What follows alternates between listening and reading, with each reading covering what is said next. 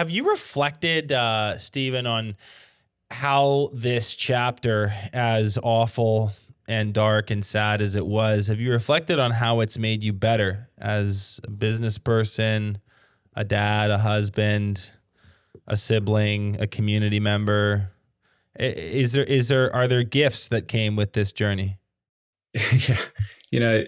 Someone told me a long time ago, don't ask God for patience because he'll give you a reason to really need to earn some patience and, put something in your life. And I think a lot of what I've learned in the last year is patiently wait for the right timing, but you got to be willing and ready to strike.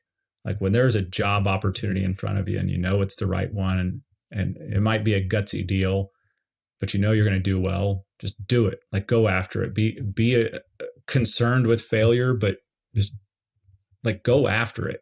Go get it. It's been very humbling the last couple of years, the community and the support that came around somewhat to our rescue. We had a few different clients out there. The day my dad passed away, one of my preferred clients found out and very quickly had some flowers sent over to our office. And, they knew we were going to go through a tough time and they helped us out. And when we were struggling on our projects, they were very gracious about it. So,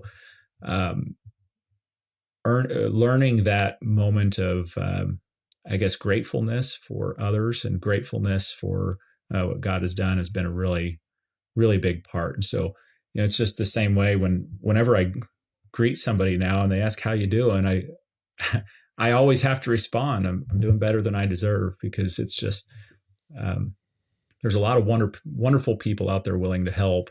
You just have to have the humility to actually ask them for help. And that first 6 months of fog is where I wasn't really asking for help. I was trying to do it on my own until I finally asked my friends. I asked my BTA group, my wife. I was like, I need help. Like, I don't, work's falling apart. We need to figure this out. And so we had a tactical pause, and that's where we went through this progression of what are we good at? What are we going to do? How are we going to raise the bar? How are we going to hold our people accountable?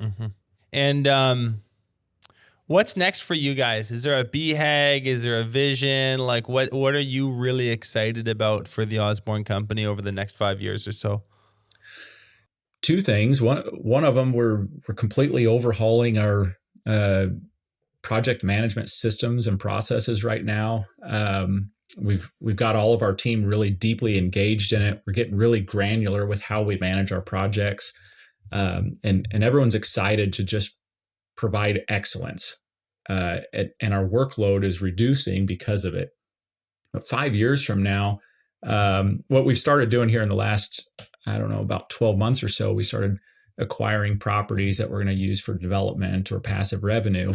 And ultimately, the goal in about 5 to 10 years is to have a real estate portfolio that is generating revenue that will create new projects. So we won't be as reliant on external clients anymore. We'll be using our own passive revenue streams to create our own developments and essentially work for ourselves. So I pitched this idea to everyone here not too long ago, maybe within the last month, and they were so excited because, like, hey guys, we can work really hard now. We're going to generate the cash and the revenue to buy these properties and develop.